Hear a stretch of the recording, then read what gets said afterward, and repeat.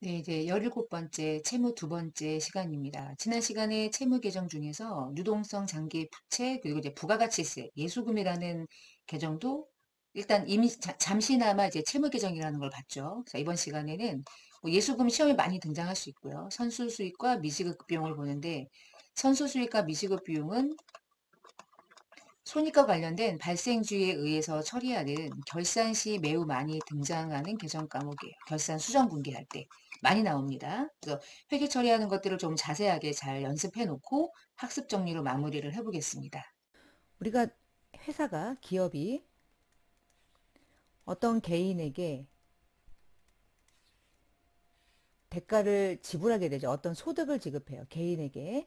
이때 이 개인에게 소득을 지급하는 가장 대표가 급여인 거예요. 월급. 이 월급이 개인에게는 엄청난 개인 소득이고요. 기업에게는 엄청난 기업의 비용이 되겠죠. 회사는 급여를 적게 주려고 하고 비용 부담이 크니까. 개인은 그걸 가지고 열심히 자기의 생활의 근간이 되는 거니까 그 소득에 대해서 많이 받으려고 하고. 이거는 뭐 회계랑은 관계없지만. 근데 기업이 개인에게 월급, 소득을 지급할 때 만약에 100만 원의 월급을 지급한다. 그러면 개인은 나중에 그와 관련된 소득세 신고를 해야 되는데 그 소득세를 개인이 매월 매월 신고를 미리미리 납부하게 하면 나중에 내야 될 세금을 덜 낼 수도 있고요. 그 사람의 소득에 대해서 국가에게 미리미리 신고 납부를 해야 되거든요. 그래서 월급 지급할 때 세금 까고 지급하는 거 아시죠? 그래서 예를 들어서 5만 원을 깠다.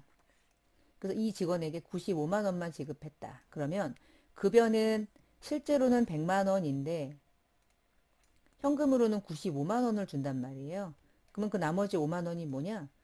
직원이, 개인이 직접 신고 납부해야 될 세금을 기업이 대신 신고 납부하는 거야, 국가에. 그래서 들고 있다가 대신 신고 납부할 때 얘를 납부할 거거든요. 그래서 개인의 세금을 미리 걷어 두었다가 나중에 세금을 그대로 납부할 기업의 입장에선 이게 부채가 되는 거고요. 일시적으로 예치해 둔 돈이에요. 그 직원의 세금을 회사가 대신 계산해서 들고 있다가 대신 신고 납부하는 거죠. 그러니까 예수금은 누구의 돈도 아니야. 개인이 세금을 내야 될 걸 회사가 대신 신고 납부해 줄 뿐이죠. 의무예요. 이걸 우리는 무슨 제도라고 부르냐면 어차피 다 지워야 되죠. 어떤 제도라고 부르냐면 아이고 원천징수 제도다 이렇게 부르죠.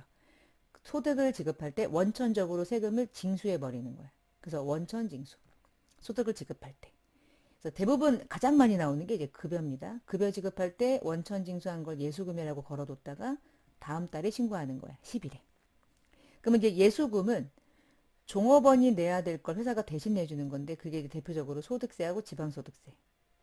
근데 그거 말고 우리가 직장 생활할 때 4대 보험 가입 이런 얘기 많이 하죠. 그 4대 보험이 4개죠. 건강보험, 국민연금, 고용보험, 산재보험.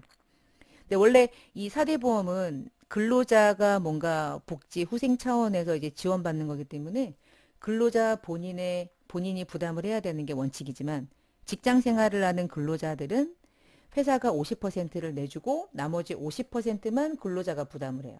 그래서 5대 5로 부담하죠.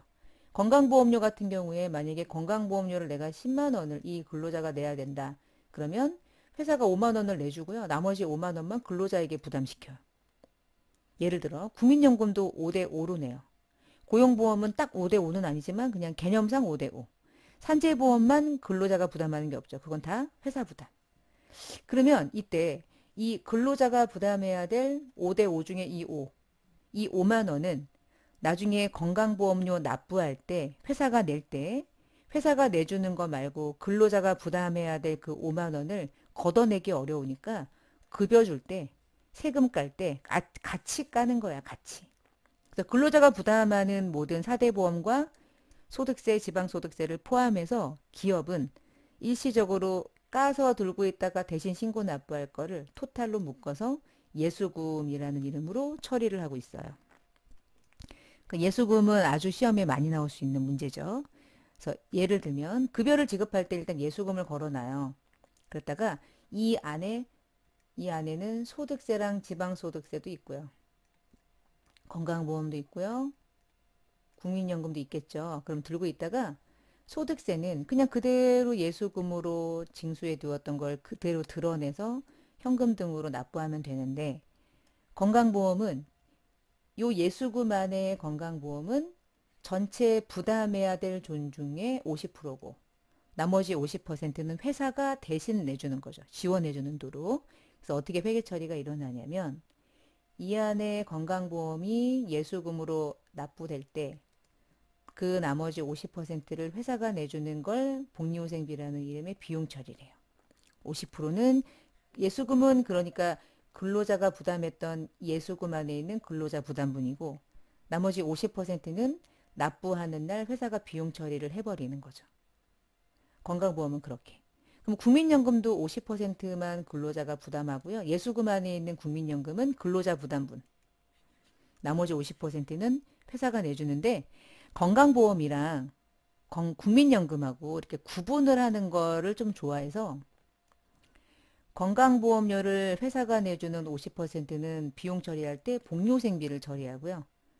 국민연금 보험료를 회사가 비용으로 처리할 때는 세금과 공과라는 이름으로 비용 처리를 해요. 나머지는 근로자 부담분, 근로자 부담분, 근로자 부담분 5대 5의 비중으로 이렇게 회계 처리를 하고 있습니다. 문제 한번 볼게요. 자, 7월 달에 급여를 200을 주는데 소득세 등이니까 그 모든 걸 다 포함해서 22만 원을 원천 징수하고 나머지만 보통예금으로 지급했다. 그러면 급여라는 이름으로 비용 처리는 200을 전액을 하는 건데 200을 다 주면 안 되기 때문에 회사는 얼마나 귀찮겠습니까? 그러니까 세금 다 계산해 가지고요. 예금으로 지급하는 거는 22만 원 빼고 나머지만 주고요. 나머지는 22만 원을 일단 예수금으로 걸어 놓는 거예요. 부채야. 왜냐하면 다음 달 10일에 내야 되거든요. 자, 들고 있다가 급여 지급할 때 원천 징수했던 그 소득세 등 22만 원 오늘 냈대. 그럼 오늘 보통예금 22만 원 나갈 때 요걸 죽이는 거야 이렇게. 요게 납부가 되는 거죠. 그럼 결국은 200만 원이 나가는 거잖아. 그쵸? 이때 178만 원 나가고 요때 22만 원 나가고 이날 바로 세무서에 22만 원을 세금으로 내면 되는데 못해요. 들고 있다가 다음 달 10일에 내야 돼. 그래서 예를 들어서 이게 2월 25일 급여 지급 시 회계처리다. 그러면 이날 신고하지 않고요. 다음 달 10일에 신고 납부해야 되기 때문에 반드시 예수금이라는 계정 과목은 쓸 수밖에 없어요. 급여를 3월 10일에 줘서 그날 바로 세금을 내면 몰라도 그런 경우는 없거든요. 오늘 급여 줬어? 다음 달 10일에 내. 이게 원칙인 거야. 그래서 분명히 반드시 예수금이라는 계정 과목은 어느 기업도 반드시 쓸 수밖에 없어요. 관련된 연습을 건강보험료 영수증을 가지고 한번 볼게요. 지금 보시면 건강보험료가 나갔는데 합계 금액이 이거거든요. 13만 2,300원. 이게 지금 통장에서 나간 거야. 13만 2,300원 건강보험료가. 자, 이게 9월 달에 급여를 지급했을 때 급여 지급한 분에 대한 건강보험료를 오늘 신한은행에서 이체했는데 우리나라는 건강보험료가 나갔다. 직원들에 대한 건강보험료가 그러면 이건 금액이 반반으로 구성되어 있는 거야. 50%는 근로자에게 급여를 지급할 때 원천 징수했던 건데 이 급여 지급할 때 원천 징수했습니다. 라고 하는 요건 계정 과목이 무엇으로 이미 걸려 있겠어요. 예수금으로 걸려 있고요. 나머지 50%는 회사가 내주는데 회사가 내주는 거는 복리후생비를 처리하고 있다. 자, 그럼 분개를 해봅시다. 보통예금으로 나간 돈은 132 30만 원이죠. 근데 132 30만 원 중에 5대 5로 쪼개야죠. 쪼개는 거는 이제 우리의 몫인 거야. 13만 2,300원 나누기 이제 쪼개면 6만 6천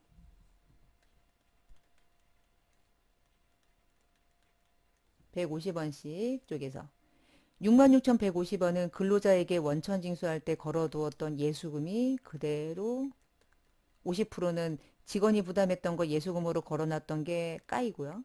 나머지 동일한 50%를 회사가 내주는데 그 회사가 내주는 비용의 이름이 복리후생비다라고 생각하시면 돼요. 만약에요.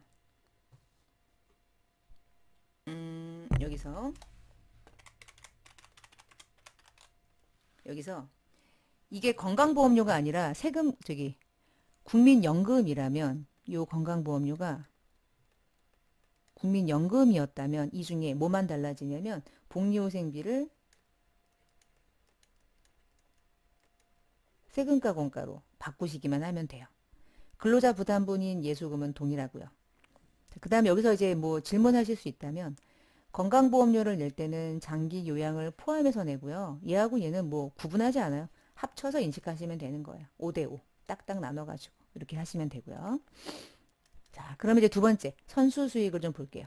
선수 수익은 수익을 먼저 받았나 보다 이 뜻이네. 그러면 수익이란 얘기예요. 수익을 먼저 받은 것의 부채 계정인 거야. 부채 계정. 너무 제가 좀 자기적으로 수익이 아니야. 부채 계정인 거야. 그럼 어떨 때 쓰냐? 잠깐 요걸 좀 볼게요. X1년도 10월 1일에 건물에 1년치 임대료 12만 원을 현금으로 받았는데 전액을 수익에 걸려있는 임대료로 처리해보래요. 처리해볼게요. 자, 그럼 여러분 이거 하시면서 머릿속으로 한번 이런저런 생각을 해봐요. 자, 이 회사는 임대하는 회사인 거죠. 건물을 임대해서 돈을 버는 거. 난 임대업자인 거야. 난 임대인.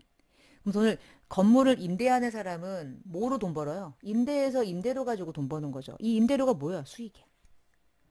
자, 근데 우리가 X 1년이라는 기간에 결산하는 시점에 언제나 뭘 고민하냐면 10월 1일에 임대료라는 수익을 12만 원 전액을 잡긴 했지만 이 12만 원이 다 X 1년도에 벌어들인 수익이냐? 안 그러네. 1년치 임대료래요. 10월 1일에 받은 게. 그러면 10월, 11월, 12월, 3개월치만 단기 임대료 수익이잖아. 9개월분은 내년 거잖아. X 2년 거. 근데 다 줬으니까 받긴 했지. 1년치 걸. 근데 1년치를 받았다고 1년치 12만 원이 다 단기 수익은 아니잖아요. 그래서 맨날 하는 게 뭐냐면 야 이때 이렇게 했거든. 12월 말에 수정분개해. 현금 받은 걸로 수익을 안 잡고 우리는 발생 기준이거든. 선급 비용 잡았듯이 너도 이거 임대료 중에 단기 수익이 아닌 거 처리해봐. 그러면 임대료를 12만 원 전액을 잡았다면 이 임대료 중에 과대 계상된 임대료 9만 원을 반제하면 되지 않을까요? 반제하면 임대료는 얼마만 장부에 반영되겠어요. 12만 원에서 9만 원이 까이니까. 3만 원만 잡히겠죠, 뭐. 결산만 잘하면 돼요. 기중의 회계 처리는 그냥 쉽게 말하면 틀려도 돼요. 뭐 상관이야. 결산해서 재무제표를 잘 만들면 되지. 저 기중에 잘못된 거를 바꿔서 제대로 바꿔내는 과정이 결산인 거예요. 그럼 수익을 반제하면 수익이 제거됐죠. 그래서 수익이 차변에 온다는 거 특징이 좀 그렇게 많지 않다고 그랬지만 수익이 차변에 오는 경우는 이렇게 결산 수정 분개할 때 죽여야 될 때. 수익을 차변으로 죽여야 될 때. 그럴 때 이제 올 수 있어요. 그럼 9만 원은 못 가요? 수익이 아니고 뭐예요? 내년 수익이지. 내년 수익을 먼저 받았을 뿐이지. 내년 수익을 먼저 받았을 뿐이지. 내년 수익을 먼저 받았을 뿐이지. 그래서 수익이 싫어서 부채로 임시 잡는 거예요. 그 이름을 우리는 먼저 받은 수익, 선수수익. 선수금하고 선수수익하고는 좀 달라요. 선수금은 계약금을 받았을 때고 선수수익은 영업이랑 관계없는 수익. 선수금하고는 좀 차이가 있어요. 내년 수익. 그래서 수익의 반대 계정이긴 한데 부채라고 해서 이게 선수수익의 부채인데요. 우리가 이제 부채를 인식할 때 부채는 나갈 돈, 갚을 돈이라고 생각할 수 있지만 그런 게 다 부채는 아닌 거예요. 그렇죠? 수익을 반제시키는 용도로도 부채를 쓴다. 이렇게 보시면 돼요. 선수수익으로 처리하는 케이스를 지금 설명을 좀 드렸습니다. 그래서 다시 한번 보면 19년도 10월 1일에 6개월치 임대료를 60만 원 받았대. 그러면 60만 원 받을 때 임대료 전액을 수익으로 잡았다.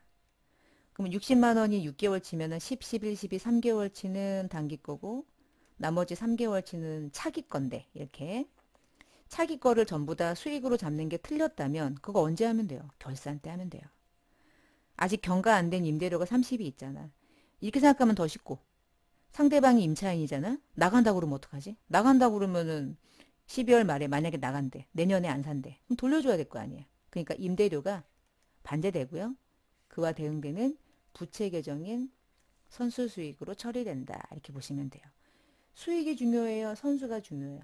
그러니까 선수가 중요한 거야. 그래서 부채를 바로 매칭할 수 있게 그렇게 하시면 좀 더 도움이 되지 않을까. 자, 3번. 미지급 금하고 차이가 있는 미지급 비용. 미지급 금은 현재 채무고요. 미지급 비용은 채무라기보단 결산 시점에 기간이 경과된 걸 비용 처리하기 위해서 일시적으로 잡는 거예요. 보시면 X1년도 12월 말일에 이런 사실을 알게 됐대.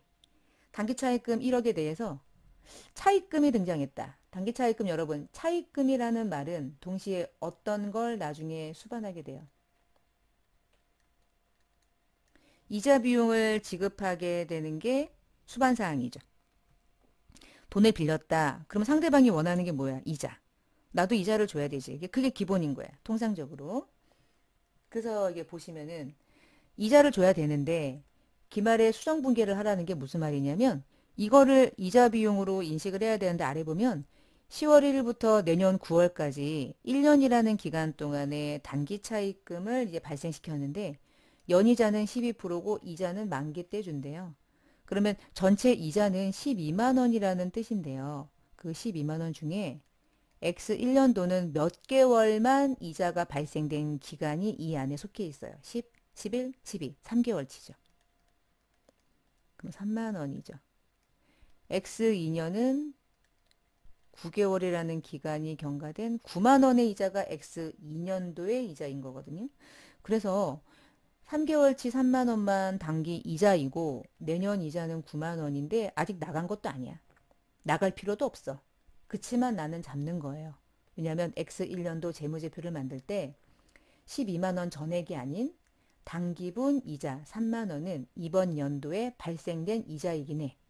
근데 지급은 내년에 하면 되죠. 그래서 3만 원이라는 이자를 미리 이자 비용으로 처리해서 손익계산서에 반영을 하고요. 그 3만 원은 내년에 지급해야 될 의무는 있으나 지금 현재 의무는 없으나 미지급했지만 이걸 비용으로 처리하기 위한 또 다른 미지급금의 또 다른 계정 과목으로 결산 시점에 잡는 비용 계정을 대체시키는 용도로 쓰는 거예요. 그래서 미지급된 비용입니다. 비용이라는 거예요. 미지급이라는 계정인 거예요. 어쨌거나 부채 계정이긴 해요. 미지급금과 구분할 필요는 있어 보여요. 그러니까 자, 이렇게 해서 미지급금, 미지급 비용도 좀 구분하는 것도 좀 이 문제의 포인트인 것 같고요.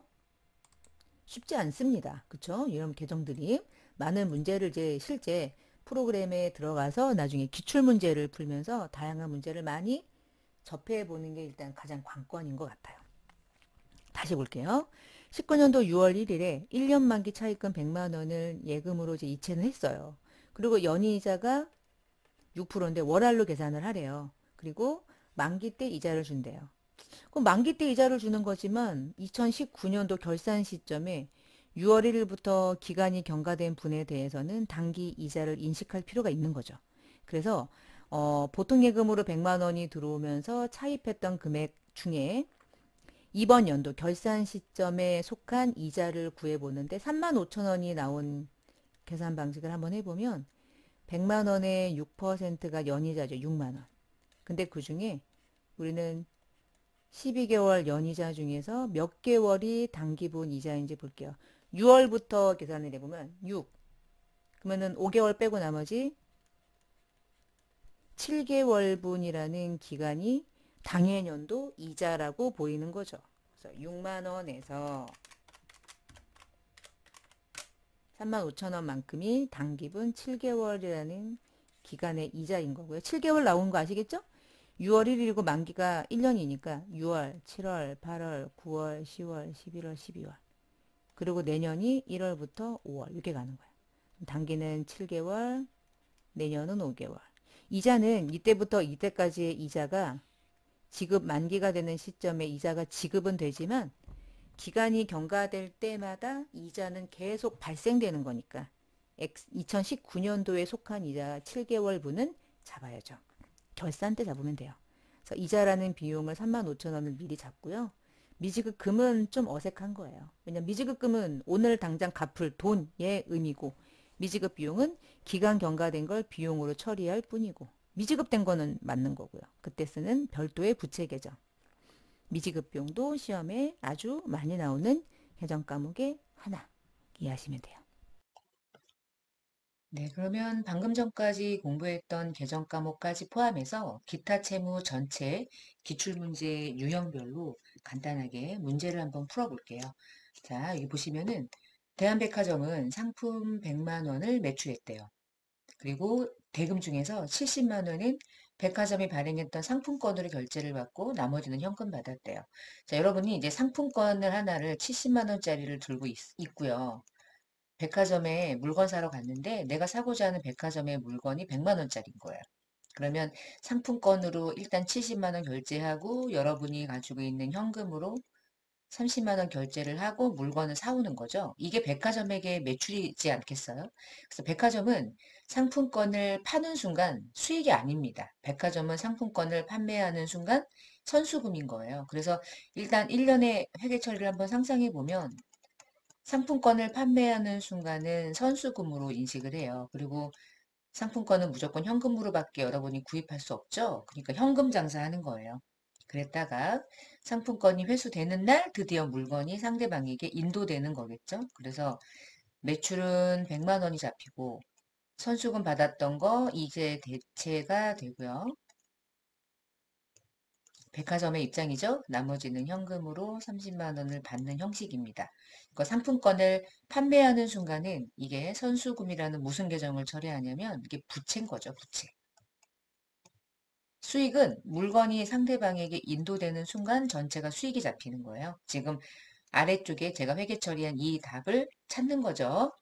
자, 그러면 매출은 동일하고요. 보면은 상품권 선수금이 70이 잡히고요. 나머지가 현금에 들어왔으니까 답은 3번인데 참 이거 문제 되게 웃기네요. 그쵸? 일단 상품권이라는 계정 과목 자체가 없고요.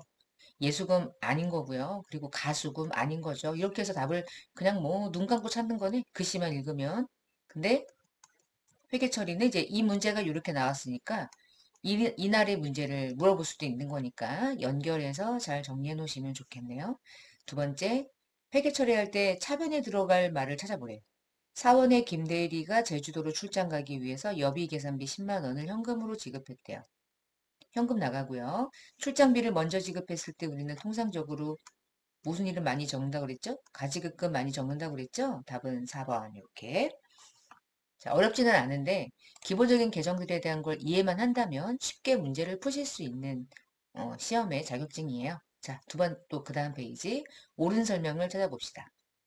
출장 중인 이대한 씨로부터 내용 불명의 송금액 30만 원 중에 27만 원은 상공상점에 대한 외상 매출금을 회수한 거고 나머지는 상품을 주문하고 받은 대금이라는 걸 확인했대요. 그러면 예전에 이대한 씨로부터 예전에 송금받았던 돈이 예를 들면 뭐 예금으로 들어왔다고 가정하면 이때 예금으로 들어왔을 때 계정 과목을 일단 무엇으로 걸어놨을 가능성이 높겠어요. 가수금으로 걸어놨겠죠. 그렇다고 오늘 드디어 원인이 파악된 거야.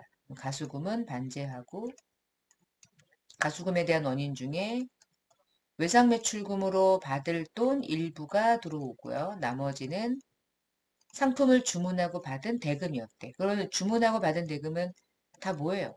먼저 받은 돈 해서 선수금이라는 계정으로 처리를 했었다는 뜻이겠죠. 일단 차변에 가수금이 와야 되니까 뭐 문제를 풀지 않아도 답은 보이긴 하네.